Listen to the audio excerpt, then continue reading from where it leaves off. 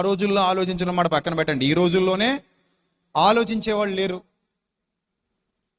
ఇది వ్యాపారం అని గుర్తించేవాళ్ళు లేరు. చాలా చోట్ల జరుగుతున్నది ఇది వ్యాపారం, ఇది క్రైస్తవ్యాన్ని మోసం చేస్తున్నారు, ఇది చీటింగ్ ఇది అని అనుకునేవాళ్ళు లేరు, ఎప్పటికీ కూడా లేరు. ఏది అమ్మినా కొనేసుకుంటారు దేవుని పేరట. ఉన్నారు లేదా మన వాళ్ళు? ఏది అమ్మినా కొనుక్కుంటారు దేవుని పేరట. గడ్డి అమ్మితే గడ్డి కూడా కొనుక్కుంటారు. అదే గేదెలకు గదండి, అంత అనవసరం మనకి.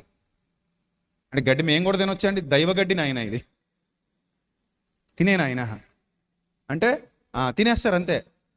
కనీసం విజ్ఞత వివేకం ఇది కొనుక్కుంటే మనకి ఏంటి ఉపయోగం? దీనివల్ల ఏమైనా పోనీ ఆధ్యాత్మికంగా ఎదుగుతామా? ఒక పుస్తకం కొనుక్కుని చదువుకున్నారంటే ఒక అర్థం ఉంది.